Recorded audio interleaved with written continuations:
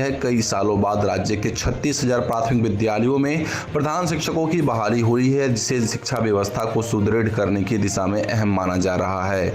लेकिन मनचाहा स्कूल न मिलने से कई शिक्षक निराश है और उर्दू विद्यालयों में गैर उर्दू शिक्षकों की पोस्टिंग को लेकर भी सवाल उठ रहे हैं। ऐसे में लोगों की मांग है कि प्रधान शिक्षकों को म्यूचुअल ट्रांसफर का लाभ देकर या विभागीय समीक्षा के माध्यम से इन गड़बड़ियों को शीघ्र ठीक किया जाए, ताकि व्यवस्था और भी पारदर्शी और प्रभावशाली बन सके। जी हां शिक्षक साथियों, इसी के साथ अगली रिपोर्ट्स की ओर करेंगे तो साथियों, शिक्षा विभाग ने बीपीएससी द्वारा अनुशंसित व काउंसलिंग में सफल पाए गए 35,333 प्रधान शिक्षकों को विद्यालय आवंटित कर दिया है। इन्हें 21 जुलाई से 26 जुलाई 2025 के बीच आवंटित विद्यालयों में योगदान देना होगा। संबंधित औपबंधिक नियुक्ति पत्र, पदस्थापन पत्र एवं योगदान प्रपत्र को 17 जुलाई 2025 से सॉफ्टवेयर के माध्यम से प्रिंट किया जा सकेगा व योगदान की तिथि से वेतन देय होगा और विभागीय काउंसलिंग पोर्टल पर तकनीकी ज्वाइनिंग दर्ज करना अनिवार्य होगा। जी हां शिक्षक साथियों, इसी के साथ अगली रिपोर्ट की ओर करेंगे तो साथियों, शिक्षा विभाग द्वारा बीपीएससी से चयनित प्रधान शिक्षकों को प्रारंभिक मूल वेतन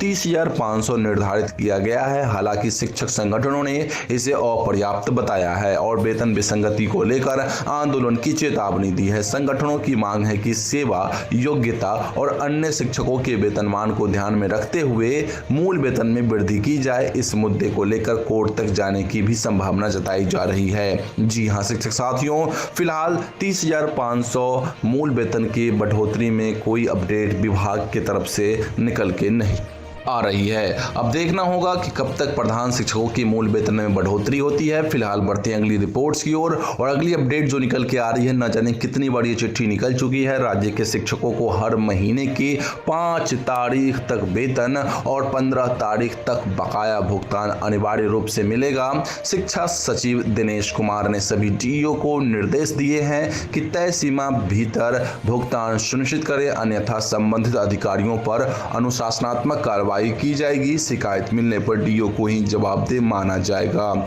जी हां शिक्षक साथियों, इस बात को आप सभी साथी ध्यान रखें कि अगर आपकी वेतन 5 तक नहीं मिलती है तो आप जो है शिकायत डेफिनेटली रूप से कर सकते हैं। वहीं राज्य के शिक्षकों के मातृत्व अवकाश, चिकित्सीय अवकाश, डीपी हड़ताल अवधि 4% और 46% डीएस समेत विभिन्न एरियर भुगतान अब भी लंबित है, जबकि शिक्षा विभाग द्वारा इसके लिए राशि पहले ही आवंटित की जा चुकी है।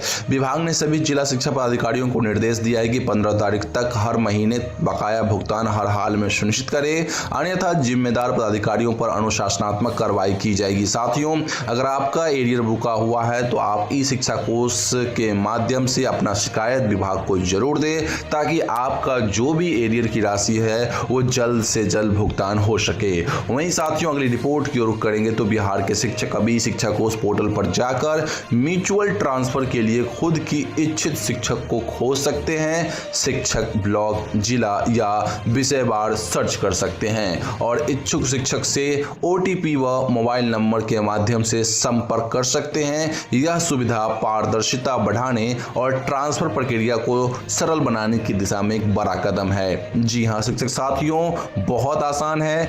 ई शिक्षा कोष पोर्टल पर जाकर म्यूचुअल ट्रांसफर के लिए खुद की इच्छित शिक्षकों को ढूंढना। वहीं साथियों, अगली रिपोर्ट की रुख करेंगे तो अखिल भारतीय प्राथमिक शिक्षक संघ की राष्ट्रीय कार्य समिति की बैठक में पुरानी पेंशन योजना की बहाली को लेकर देशव्यापी आंदोलन का फैसला लिया गया है। बैठक में विभिन्न राज्यों के प्रतिनिधियों ने भाग लिया और अन्य प्रमुख मांगों में सभी शिक्षकों को 7वें वेतन आयोग का लाभ, अल्प वेतन पर नियुक्ति बंद, सेवा निरंतरता, कालबद्ध प्रोन्नति, सेवानिवृत्ति आयु 62 वर्ष और अनुकंपा नियुक्ति जैसे मुद्दे शामिल किए गए। आंदोलन की तिथि जल्द घोषित की जाएगी। इस बात को आप सभी शिक्षक साथी ध्यान रखें।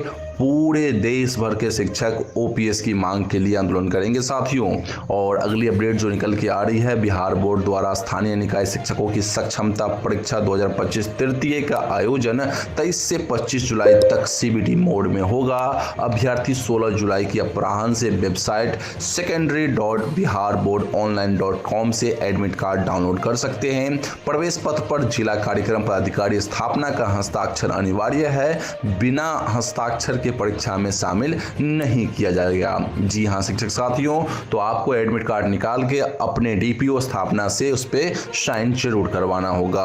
वहीं बिहार के 28,000 मध्य विद्यालयों में सत्र 2026-27 से स्मार्ट क्लास शुरू करने की तैयारी है। शिक्षा विभाग ने इसका प्रस्ताव तैयार किया है और जिसे जल्द ही वित्त विभाग से मंजूरी के बाद कैबिनेट में भेजा जाएगा। योजना के तहत कक्षा 6 से 8 के लगभग 47 लाख छात्र लाभान्वित होंगे। स्मार्ट क्लास के लिए कंप्यूटर, एलईडी, बैटरी व स्टेबलाइजर लगाए जाएंगे, जिसकी स्थापना व रखरखाव की जिम्मेदारी एजेंसी को दी जाएगी। साथ ही कंप्यूटर शिक्षक नियुक्त करने का भी प्रावधान होगा। जी हाँ शिक्षक साथियों, इसी के साथ अगली रिपोर्ट की रुख करेंगे तो विद्यार्थी विज्ञान मंथन 2025-26 के तहत कक्षा 6 से 11 तक के छात्रों के लिए विज्ञान प्रतिभा खोज प्रतियोगिता आयोजित की जाएगी। 30 सितंबर तक ऑनलाइन पंजीयन vvm.org.in पर होगा और पहला चरण 28 से 30 अक्टूबर के बीच ऑनलाइन आयोजित होगा। 17 जुलाई को शिक्षा मंत्री धर्मेंद्र प्रधान